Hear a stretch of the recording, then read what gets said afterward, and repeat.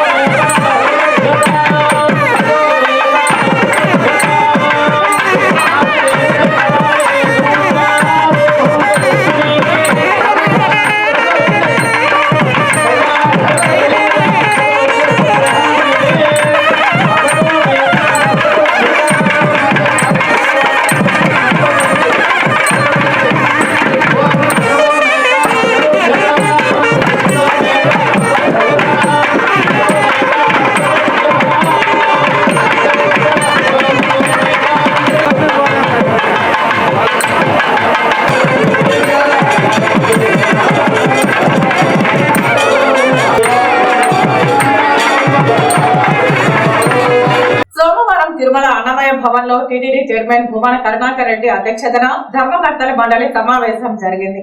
సోమవారం తిరుమల అన్నమయ భవన్ లో TTD chairman Bhumana Karunakar Reddy అధ్యక్షతన ధర్మకర్తల మండలి సమావేశం జరిగింది. ఇందులో పలు కీలక నిర్ణయాలు తీసుకున్నారు.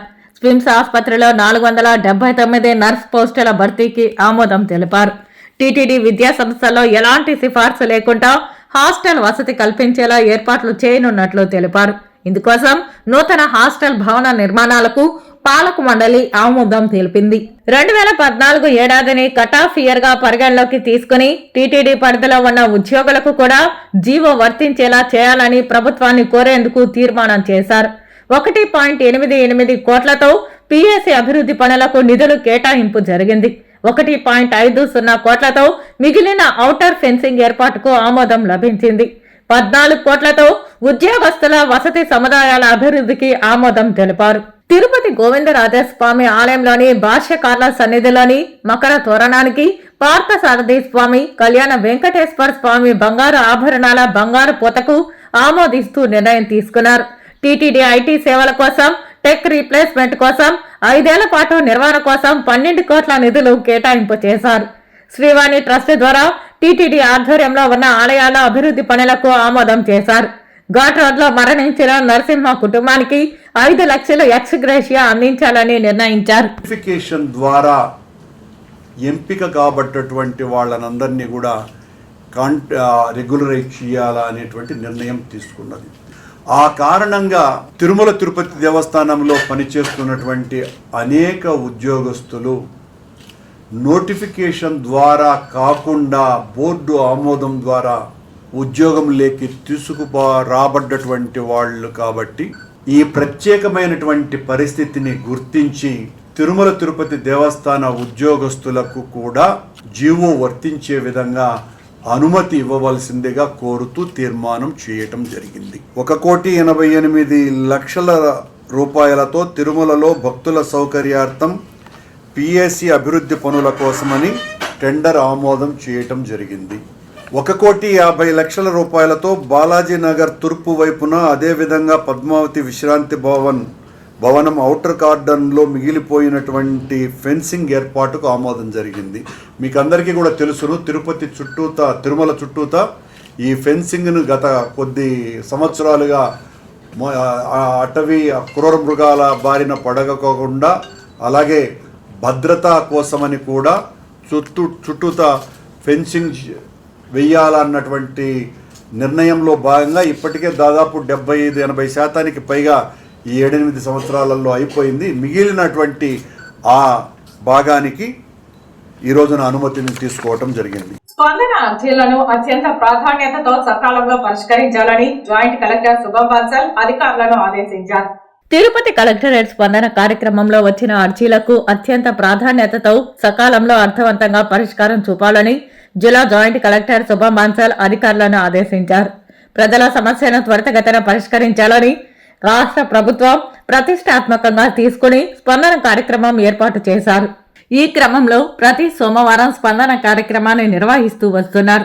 తిరుపతి కలెక్టరేట్ నందు ఏర్పాటు చేసిన స్పందన గ్రీవెన్స్ లో special deputy collector Murali, Bhaskar Naidu, Chandrashekar Reddy, land and protection cell Rammohan, KRRC STC Devender రెడ్డిలు ప్రజల నుంచి అర్జీలను, వినతులను స్వీకరించారు.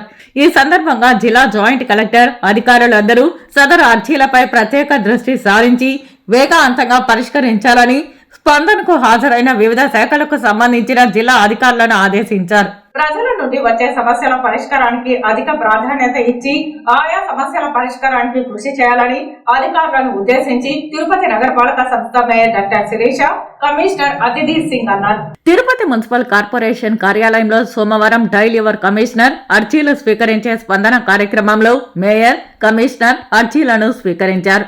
సోమవారం జరిగిన డైల్ యువర్ కమిషన్ కు 17, స్పందనకు 18 సమస్యలపై ఫిర్యాదులు వచ్చాయి.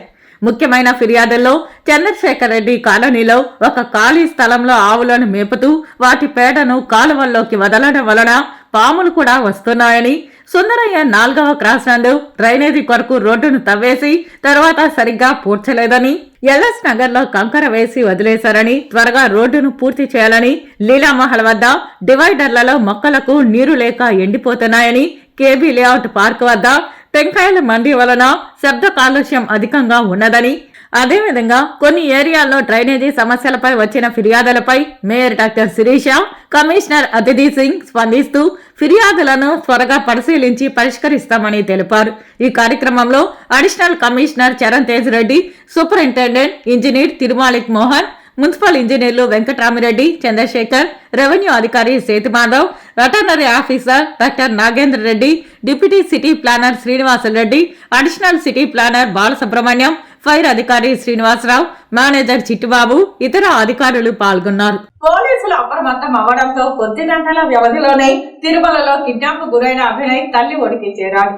తిరుపతి ఎస్పీ కార్యాలయంలో ఏర్పాటు చేసిన విలేకరుల సమావేశంలో ఎస్పీ కృష్ణకాంత్ పటేల్ మాట్లాడుతూ జోగులాంబ గద్వాల్ జిల్లాలోని ఐజా గ్రామానికి చెందిన నగేష్ పరిమళ దంపతులు తమ 2 కుమారులు అక్షయ్ అభినయ్ కుటుంబీకులతో కలిసి శ్రీవారి దర్శనార్థం ఆదివారం మధ్యాహ్నం 2 గంటలకు తిరుమలకు వచ్చారు.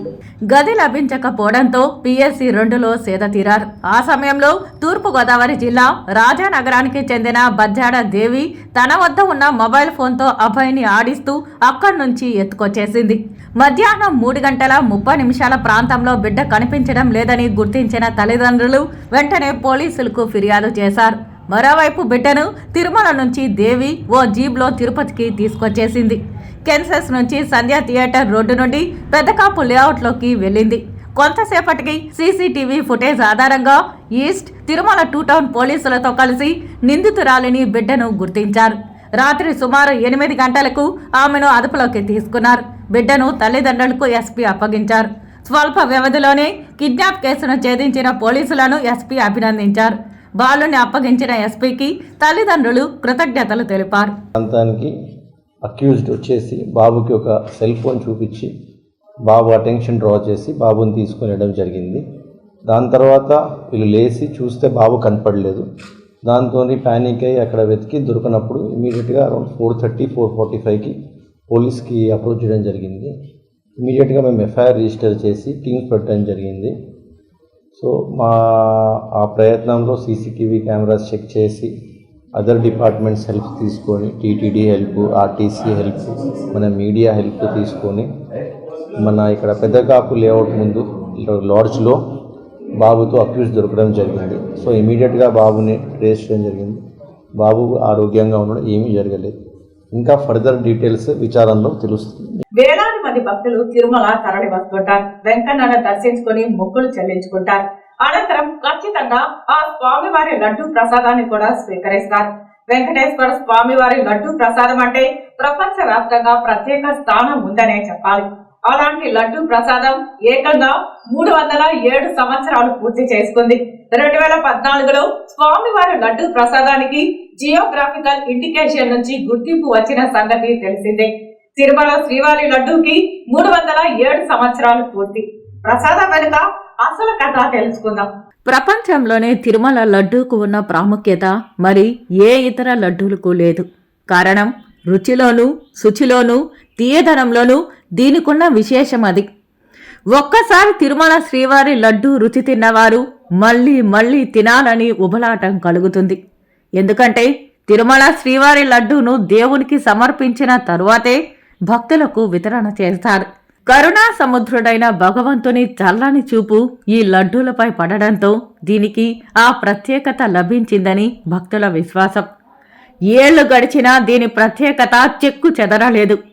ఎవరైనా శుభకార్యాలకు గాని ఏదైనా రికమెండేషన్లకు గాని గొప్పవారి వద్దకు వెళ్లి తమ పనులు చేయించుకోవాలన్నా తిరుమల శ్రీవారి లడ్డూలు తీసుకుని వెళ్లి ఇస్తే ఆ పని అయిపోతుందని అందరూ నమ్ముతుంటారు. అలాగే ఆచరిస్తూ ఉన్నారు. తిరుపతికి వెళ్ళామని ఎవరికైనా చెబితే అవునా మరి లడ్డూ ఎక్కడా అనే ప్రశ్న వేస్తారు. శ్రీవారి దగ్గరకు వెళ్ళామంటే లడ్డూ తేవాల్సిందే. ఎంతో పవిత్రంగా భావిస్తారు. అలాంటి లడ్డూకు ఎంతో చరిత్ర ఉంది. తిరుపతి లడ్డూను భక్తులు ఎంతో పవిత్రంగా భావిస్తారు. అక్కడకు వెళ్లిన వారు వీలైనన్ని ఎక్కువ లడ్డూలను ఇంటికి తీసుకెళ్లేందుకు ప్రయత్నిస్తారు. తలా కొంచెం ప్రసాదంగా పెట్టి సంతోషపడతారు. తెచ్చిన వారికి తిన్నవారికి పుణ్యమని ఓ నమ్మకం. కలియుగ దైవం తిరుమల శ్రీ వెంకటేశ్వర స్వామి వారికి నైవేద్యంగా సమర్పిస్తారు ఈ లడ్డూను. తిరుమల లడ్డూకు 307 సంవత్సరాలకు పైగా చరిత్ర ఉంది. ఆగస్టు 2వ తేదీ 1715వ సంవత్సరంలో తొలిసారిగా లడ్డూ తయారు చేసి స్వామివారికి నైవేద్యంగా పెట్టారని చరిత్రలో ఉన్నట్టుగా ఆధారాలు చెబుతున్నాయి. అప్పుడు ప్రారంభించిన లడ్డూ తయారీ ఇంకా కొనసాగుతూనే ఉంది. అంతేందుకు మీరు ప్రపంచంలో ఏ ఆలయానికి వెళ్ళినా తిరుమల శ్రీవారి లడ్డూ లాంటి రుచి మాత్రం ఎక్కడా దొరకదు. ఆ టేస్ట్ తిరుమల లడ్డూకే సొంతం. తిరుమల లడ్డూను తినడం వల్ల స్వామివారి ఆశీర్వాదం దొరుకుతుందని భక్తులు నమ్ముతుంటారు. అందుకే లడ్డూకు అంత ప్రాధాన్యత సంతరించుకుంది. అయితే తిరుమల లడ్డూలో ఏ పదార్థాలు కలుపుతారో చాలా మందికి తెలుసు. కానీ ఎవరు చేసినా ఆ రుచి మాత్రం రాదు. శ్రీవారి ఆలయంలో చేసే లడ్డూలే రుచికరంగా ఉంటాయి. మొదట్లో ఆలయ ప్రాంగణంలో కట్టెల పొయ్యితో చేసేవారని క్రమేపీ భక్తులు పెరగడంతో ఇప్పుడు యంత్రాలతో తయారు చేస్తున్నారు. శ్రీవారి ఆశీస్సులు ఉండడం వల్లే ఆ లడ్డూలకు అంత రుచి వచ్చిందని చెబుతారు. తిరుపతి లడ్డూకు జియోగ్రాఫికల్ పేటెంట్ కూడా ఉంది. ఈ లడ్డూ ప్రసాదంపై తిరుమల తిరుపతి దేవస్థానానికి పూర్తి హక్కులు ఉంటాయి. అయితే అంతకుముందు శ్రీవారికి వివిధ రకాల నైవేద్యాలు పెట్టేవారు. కాలక్రమేణా మారుతూ వచ్చాయి. తొలి రోజుల్లో లడ్డూ పరిమాణం కళ్యాణోత్సవం లడ్డూ అంతగా ఉండేదని చెబుతారు. ఎన్నో గ్రంథాలలోనూ తిరుపతి లడ్డూ ప్రస్తావన ఉంది. 1717వ సంవత్సరం ప్రకారం తిరుపతి లడ్డూకు 307 ఏళ్లు. 1940వ సంవత్సరాన్ని ప్రామాణికంగా తీసుకుంటే లడ్డూ వయసు 82 సంవత్సరాలు. శనగపిండి, పంచదార, యాలకులు, నెయ్యి, జీడిపప్పు, కిస్మిస్ వంటివి కలిపినా మనం అలా రుచికరంగా తయారు చేయలేకపోతాము.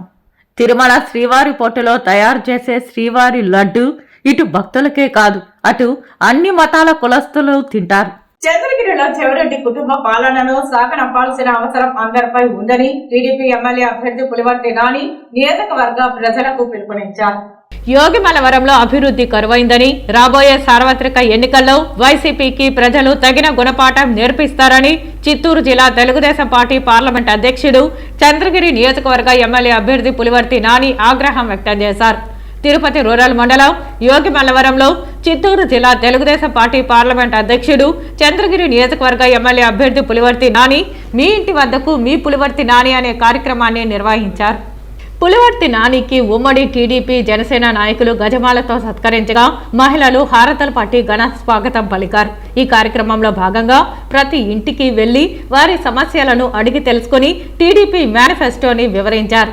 ఈ సందర్భంగా ఆయన మాట్లాడుతూ వైసీపీ అన్యాయాలు, నియంతృత్వ పోకడలతో పార్టీని వీడి టీడీపీలో చేరుతున్న పెరుమాళ్, ఎంపీటీసీ మహేశ్వరికి కృతజ్ఞతలు తెలిపారు.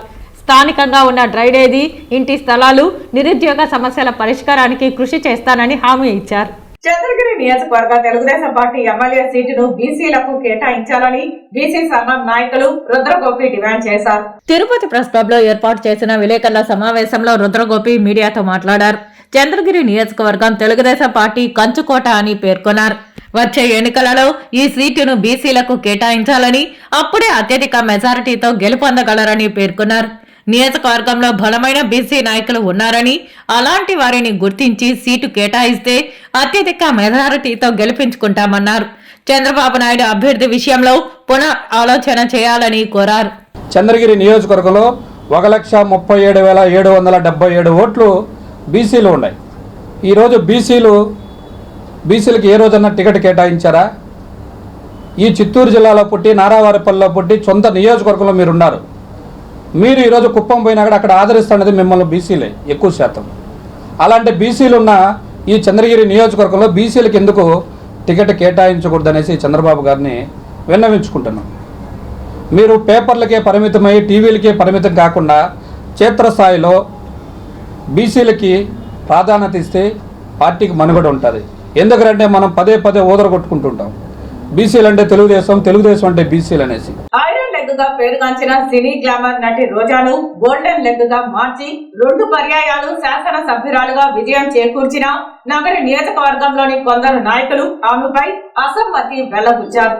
తిరుపతి ప్రెస్ క్లబ్ లో సోమవారం మీడియా సమావేశంలో వైసీపీ నాయకులు మాట్లాడుతూ మంత్రి రోజా గెలుపు కోసం మహానిశలు కృషి చేశామని, తమని పక్కన పెట్టి తన సోదరులకు, కుటుంబ సభ్యులకు మాత్రమే ఆమె అందుబాటులో ఉంటూ అన్ని పనులు చేస్తున్నారని, నాయకులకు, స్థానిక ప్రజలకు ఏ చిన్న పని చేసుకోవాలన్నా ఇబ్బందులు ఎదుర్కోవాల్సి వస్తోందని వైఎస్ఆర్సీపీ నాయకులు ఆవేదన వ్యక్తం చేశారు.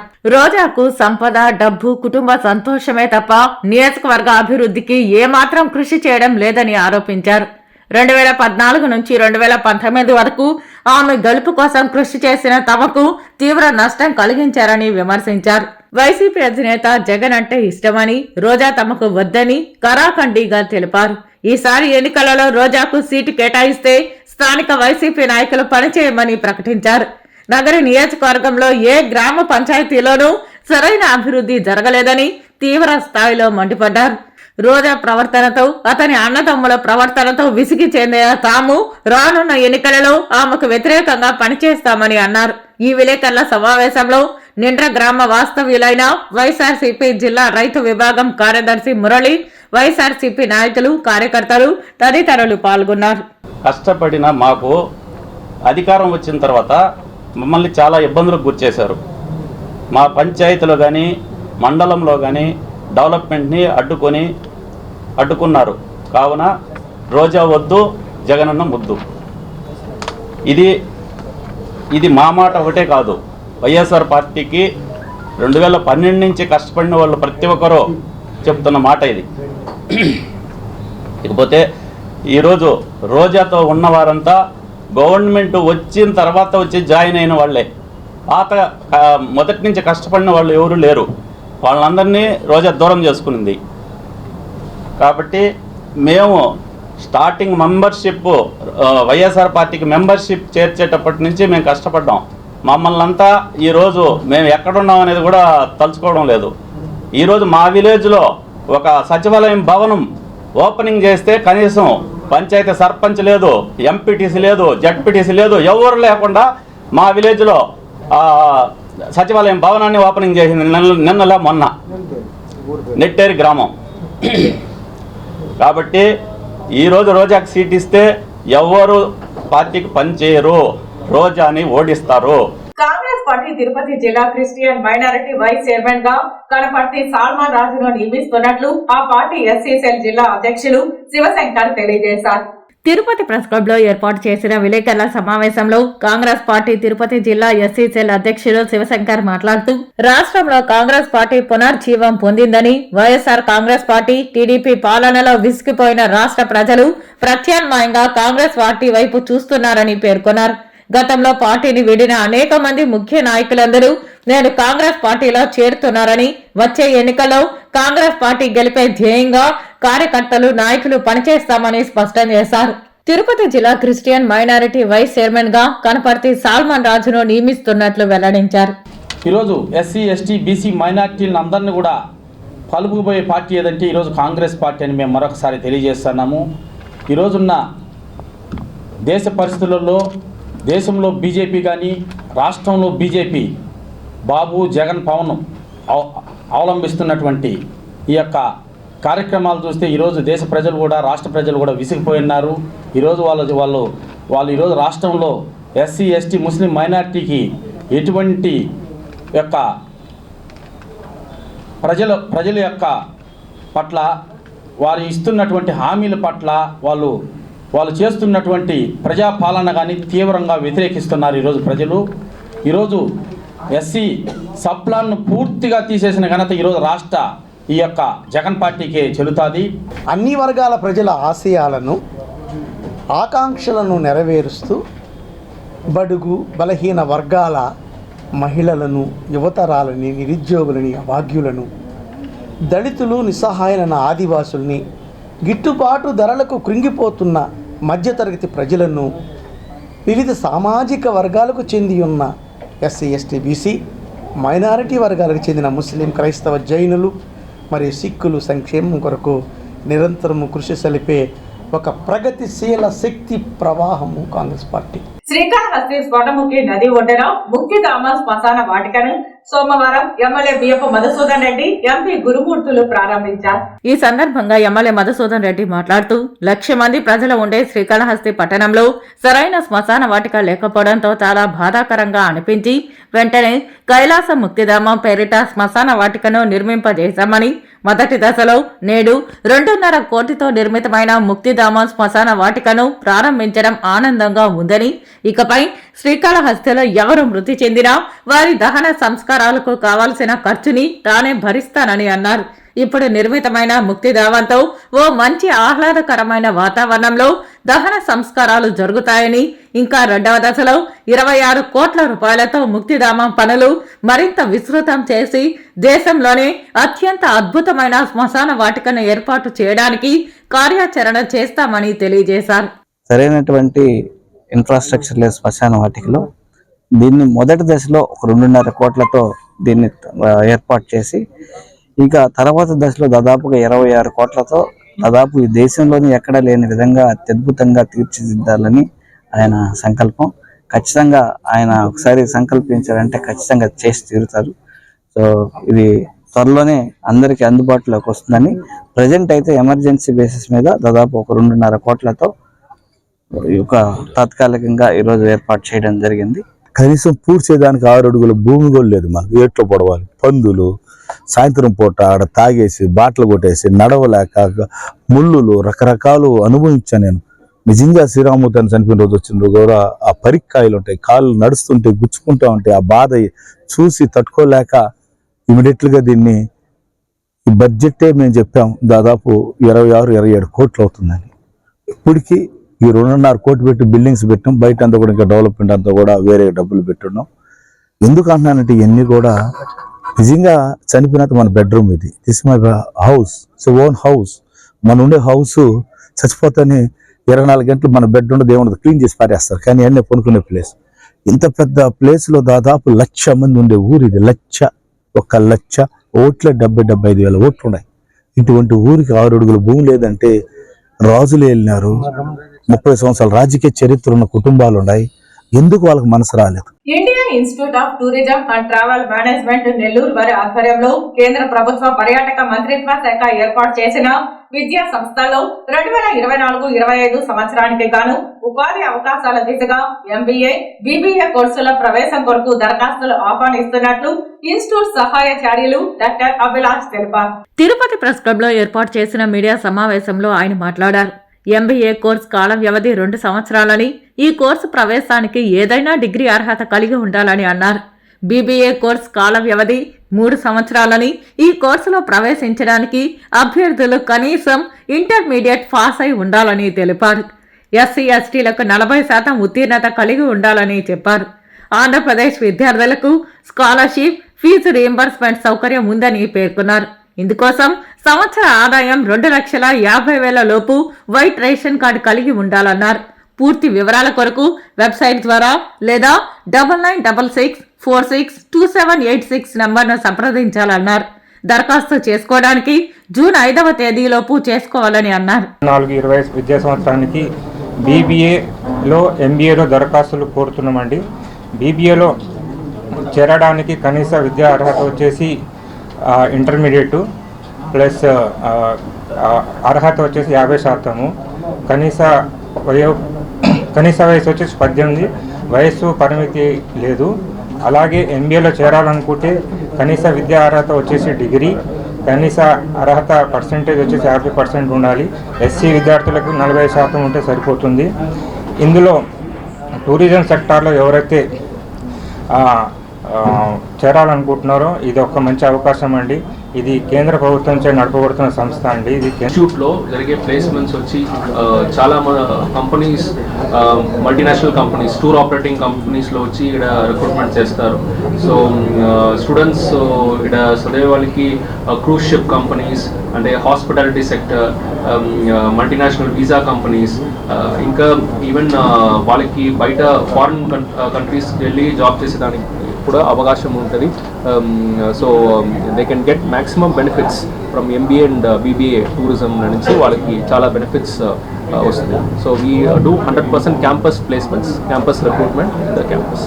రాష్ట్రంలో అన్ని నియోజకవర్గాలలో మాదిగలకు సముచిత రాజకీయ ప్రాధాన్యత కల్పించడంలో అన్ని పార్టీలు పూర్తిగా విఫలమయ్యాయని, ఈసారి జరగనున్న సార్వత్రిక ఎన్నికలలో చిత్తూరు ఉమ్మడి జిల్లాలో ఒక ఎమ్మెల్యే, ఒక MP సీటు కేటాయించాలని, లేని పక్షంలో ఎన్నికలను బహిష్కరించి ఓటు వేసే ప్రసక్తే లేదని MRPS జాతీయ కన్వీనర్ గిరిధర్ మాదిగ స్పష్టం చేశారు.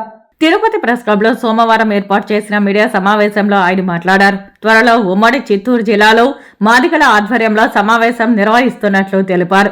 మాదిగలను రాజకీయ చైతన్యవంతులుగా తయారు చేయాలనేదే లక్ష్యమని ఆయన పేర్కొన్నారు.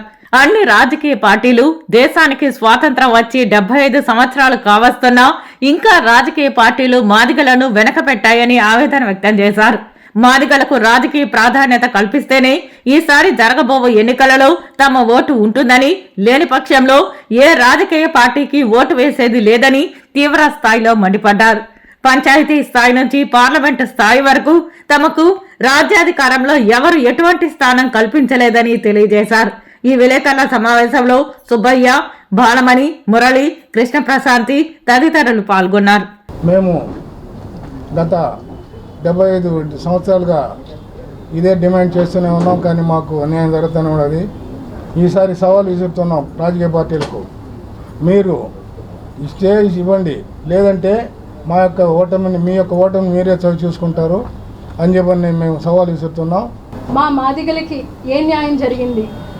ఇండిపెండెన్స్ వచ్చినప్పటి నుంచి ఇప్పటి వరకు ఎంతమంది ఎమ్మెల్యేలు అయ్యారు, ఎంతమంది ఎంపీలు అయ్యారు? ఈ పొలిటికల్ సినారియోలో మా వాళ్ళని ఎవరైనా నిలబెట్టారా? నిలబడితే ఎంతమంది నిలబడ్డారు? ఈరోజు ఎన్ని పొలిటికల్ పార్టీస్ అయితే ఉన్నాయో వాళ్ళందరూ మాకు ఈరోజు న్యాయం జరపాల్సిన అవసరం ఎంతైనా ఉంది. ప్రతి ఒక్క పొలిటికల్ పార్టీకి మా గిరిధర్ మాదిగ తరపున ఆయన విసిరిన సవాలుకి మేమందరూ మద్దతు తెలుపుతున్నాము. మాకు సమానంగా టికెట్లు పంపిణీ చేయాలని ప్రతి ఒక్క పార్టీ సామాజిక బాధ్యత తీసుకోవాలని మేము విన్నపించుకుంటున్నాం. 20 సంవత్సరములుగా పంచాయతీ నుంచి పార్లమెంట్ వరకు ఏ మాదికి కూడా టికెట్లు ఇవ్వడం లేదు, పలకడం లేదు. ఎందువల్లంటే గత 3 నెలలుగా మేము అన్ని రాజకీయ పార్టీలకు విజ్ఞప్తి చేస్తున్నాం. అయ్యా, ఇకనైనా మమ్మల్ని చూడండి, మాకు ఓట్లు ఉన్నాయి, మాకు రాజకీయ భవిష్యత్తు కల్పించాలని చెప్తున్నా. కొన్ని పార్టీలు 70 సీట్లతో పోయినాయి, కొన్ని పార్టీలు ఆటర్ ఫ్లాప్ అయిపోయినాయి. గతంలో అంటే నోటాకు ఓటేసి మాదిగలు ఓటుకే పోకుండా నిలిచిపోయారు గతంలో. ఇది చూడు, బాగా ఆలోచించండి. అన్ని రాజకీయ పార్టీలు మాదిగలకు మట్టుగా ఓటుకు వినియోగించుకుంటారు, వాళ్ళకి మట్టుగా రాజకీయ పదవులు ఇవ్వడం లేదు. తిరుమల శ్రీవారిని తారకరత్న సతీమణి అలైక్యరెడ్డి, చెస్ క్రీడాకారిణి హారికలు దర్శించుకున్నారు. సోమవారం ఉదయం వీఐపీ విరామ సమయంలో శ్రీవారి సేవలో పాల్గొని మొక్కులు చెల్లించుకున్నారు. దర్శనానంతరం రంగనాయకుల మండపంలో వేద పండితులు వేదాశీర్వచనం అందించగా ఆలయ అధికారులు శ్రీవారి తీర్థ ప్రసాదాలు అందజేసి పట్టు వస్త్రంతో సత్కరించారు. ఇప్పుడు కొన్ని ఎక్స్ప్రెస్ అప్డేట్ వార్తలు. తిరుపతి సమీపంలో ఉన్న రేణిగుంట రాజరాజేశ్వరి అమ్మవారి శక్తిపీఠంలో ఆలస్యంగా వెలుగులోకి వచ్చిన రాసలీలలు. స్వామీజీ ముసుగులో బాలికపై అత్యాచారం చేసిన ఘటన వెలుగు చూసింది. మూర్తి స్వామి అలియాస్ కోదండరామస్వామి రేణిగుంటలో రాజరాజేశ్వరి పీఠం ఆశ్రమం నిర్వహిస్తున్నారు. నమ్మి వచ్చిన బాలికపై లైంగికంగా కలిశారని స్థానిక రేణిగుంట పోలీస్ స్టేషన్లో కేసు నమోదైంది. ప్రస్తుతం మూర్తి స్వామి అలియాస్ కోదండరామస్వామి పరారీలో ఉన్నట్లు పోలీసులు తెలిపారు. గత నెల 19వ తేదీన బాలిక తండ్రి స్వామీజీ దగ్గరకు తీసుకెళ్లాడు. అదే రోజున ఏకాంతంగా పూజలు చేయాలని గదిలోకి తీసుకెళ్లి లైంగికంగా కలిశారని బాలిక తల్లిదండ్రులకి చెప్పడంతో పోలీసులను ఆశ్రయించారు. ఈ విషయం ఎవరికైనా చెప్తే కాళ్ళు చేతులు పడిపోయేలా పూజలు చేస్తానని బాలికను బెదిరించారని బాలిక వాపోయింది.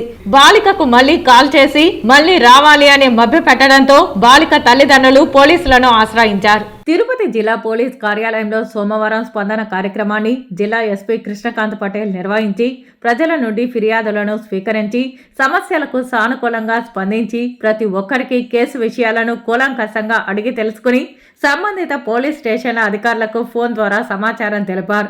స్పందన ఫిర్యాదులను త్వరితగతిన పరిష్కరించి న్యాయం చేయాలని, ఎట్టి పరిస్థితుల్లో కూడా స్పందన ఫిర్యాదుల పట్ల అలసత్వం వహించకూడదని పోలీస్ అధికారులను ఆదేశించారు. కుటుంబ కలహాలు, ఆర్థిక పరమైన నేరాలు, ఆస్తి తగాదాలు మరియు ఇతరితర కారణాలతో ప్రజలు ఫిర్యాదులు చేశారు. జై Bharat national party, liberation Congress party, all Telugu ప్రజా పార్టీ ఉమ్మడి సమావేశం సోమవారం తిరుపతిలో జరిగింది. ఈ సమావేశంలో పొత్తులపై చర్చించారు. అనంతరం జై భారత్ నేషనల్ పార్టీ అధ్యక్షుడు జేడి లక్ష్మీనారాయణ మాట్లాడుతూ తిరుపతి లోక్సభకు ఏపీ యునైటెడ్ ఫ్రంట్ నుంచి మాజీ ఐఏఎస్ అధికారి విజయ్ కుమార్ పోటీ చేస్తారని ప్రకటించారు. ఏపీ ల్యాండ్ టైటిలింగ్ యాక్ట్ ఏకపక్షంగా ఉందని, ప్రజలకు ఎలాంటి ఉపయోగం లేదని దుయ్యబట్టారు. ప్రభుత్వాలు తీసుకొచ్చిన చట్టాలలో ప్రజల భాగస్వామ్యం లేదని, రాష్ట్రంలో ప్రజాస్వామ్యం ప్రమాదంలో ఉందని ఆందోళన వ్యక్తం చేశారు. అట్టడుగున ఉన్న వారి అభ్యున్నతిపై ఎవరూ ప్రచారం లేదని పేర్కొన్నారు. యువతను రాజకీయాల్లోకి ఎందుకు తీసుకురావడం లేదని ప్రశ్నించారు. మా ఫ్రంట్ తరపున రాజకీయాల్లో యువతకు పెద్ద ఎత్తున అవకాశాలు ఇస్తామని హామీ ఇచ్చారు. రాష్ట్రంలో డ్రగ్స్ అమ్మకాలు, దోపిడీ పెరిగిపోయిందని, అప్పులు పెరిగిపోయాయని ఆరోపించారు. స్వామ్యం ప్రమాదంలో కావడానికి కారణం యువతరం రాజకీయాల్లో లేదు. ఇప్పుడు దేశంలో చూస్తే, రాష్ట్రంలో చూసిన భారతదేశ పార్లమెంటు యొక్క సరాసరి వయస్సు సుమారుగా 60 సంవత్సరాలుగా ఉంది. 55 సంవత్సరాల పైబడిందంటే ఇంతమంది భారతదేశంలో యువతరం ఇంత పెద్ద సంఖ్యలో అని మాట్లాడుతున్న మనం మరి రాజకీయాల్లో యువతరాన్ని ఎందుకు మనం ప్రోత్సహించట్లేదు అంటే దానివల్ల ప్రజాస్వామ్యం ప్రమాదంలో పడుతుంది. అందువల్ల యువతరాన్ని పెద్ద సంఖ్యలో ప్రజాస్వామ్యంలోకి తీసుకురావడానికి ఏపీ యునైటెడ్ ఫ్రంట్ ఖచ్చితంగా పనిచేస్తుంది. మేము ఇవ్వబోయే సీట్లలో కూడా యువతరం పెద్ద సంఖ్యలో వాళ్లకు సీట్లు ఇవ్వబోతున్నాం. ఎందుకంటే ప్రజాస్వామ్యాన్ని కాపాడాల్సిన బాధ్యత ఏపీ యునైటెడ్ ఫ్రంట్ మీద ఉంది. ఆ తర్వాత 4వ కారణం అసమానత, సమాజంలో వివక్షత, సామాజిక వివక్షత కావచ్చు, మహిళల పట్ల చూపిస్తున్న వివక్షత కావచ్చు. ఇవి ఎప్పుడైతే ఎక్కువ అవుతాయో అక్కడి ప్రజాస్వామ్యం ప్రమాదంలో ఉంటుంది. అందుకని డాక్టర్ బాబాసాహెబ్ అంబేద్కర్ గారు ఏమన్నారంటే, సమాజంలో ఉన్న అభివృద్ధిని నేను ఎలా చూస్తానంటే, మహిళల అభివృద్ధి ఎక్కడైతే జరుగుతుందో ఆ సమాజమే అభివృద్ధి చెందిన సమాజం. ఇప్పుడు చూడండి, మహిళలకు వాయిసే లేదు. వాళ్ళ మీద జరుగుతున్న అత్యాచారాలు రోజు మనం చదువుతున్నాం. గాంజాయి, డ్రగ్స్ ప్రభావం ఏ విధంగా ప్రబలిపోయిందో సమాజంలో చూడవచ్చు. దీనివల్ల ప్రజాస్వామ్యం ప్రమాదంలో పడింది. ఆ ప్రమాదంలో ఉన్న ప్రజాస్వామ్యాన్ని కాపాడడానికి ఏపీ యునైటెడ్ ఫ్రంట్ ముందుకు వస్తుందని తెలియజేయడానికి ఈ మీటింగ్ పెట్టాం. సెట్టిపల్లి పంచాయతీ నుండి తిరుపతి నగరపాలక సంస్థలో విలీనమైన హ్యాబిటేషన్ల మినహా ఉన్న 3 హ్యాబిటేషన్లతో ఏర్పడిన న్యూ మంగళం పంచాయతీ పరిధిలో స్థానిక ప్రజల అభ్యర్థన మేరకు వార్డు మెంబర్ల ఆమోదంతో అభివృద్ధి కార్యక్రమాలను చేస్తున్నామని సర్పంచ్ వీరమ్మ తెలిపారు. సోమవారం స్థానిక గ్రామ సచివాలయంలో వార్డు మెంబర్ల సమావేశంలో ఆమె మీడియాతో మాట్లాడారు. కొన్ని పత్రికల్లో వార్డు మెంబర్ల సహకారం లేకుండా పనులు జరుగుతున్నాయని వచ్చిన కథనాలకు స్పందిస్తూ పంచాయతీలో జరిగిన అభివృద్ధి పనులు వార్డు మెంబర్ల ఆమోదంతోనే పనులు చేశామని ఆమె తెలిపారు. అలాగే ప్రస్తుతం 3 సీసీ రోడ్లు, 2 కొత్త బోర్లు, 3 చెత్త కుండీల నిర్మాణం చేయడానికి పాలక వర్గం ఆమోదం తెలిపిందన్నారు. ఈ కార్యక్రమంలో ఉప సర్పంచ్ రామకృష్ణ, వార్డు మెంబర్లు మునివేణి, వాసు, వేమూరు తనూజ, మంగమ్మ, బాలసుబ్రహ్మణ్యం, మునిలక్ష్మి, కృష్ణయ్య తదితరులు పాల్గొన్నారు. వార్తలు ముగించే ముందు ముఖ్యాంశాలు మరోసారి. టీటీడీ పాలక మండలి సమావేశంలో పలు కీలక నిర్ణయాలు. స్విమ్స్ ఆసుపత్రిలో 479 నర్సు పోస్టుల భర్తీకి ఆమోదం. నగరి అసెంబ్లీ సీటు రోజాకు కేటాయిస్తే గెలుపుకు సహకరించమన్న నియోజకవర్గ వైసీపీ నాయకులు. జగన్ ముద్దు, రోజా వద్దు అంటూ నినాదాలు. పోలీసులు అప్రమత్తం అవ్వడంతో గంటల వ్యవధిలోనే తిరుమలలో కిడ్నాప్ అయిన బాలుడి ఆచూకీ లభ్యం. తల్లిదండ్రులకు అప్పచెప్పిన జిల్లా ఎస్పీ. రాజరాజేశ్వరి అమ్మవారి శక్తిపీఠంలో ఆలస్యంగా వెలుగులోకి వచ్చిన స్వామీజీ రాసలీలలు. కేసు నమోదు చేసిన రేణిగుంట పోలీసులు.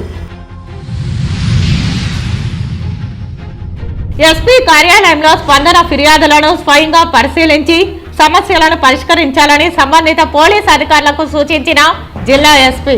ఈ వార్తలు ఇంతటితో సమాప్తం. నమస్కారం.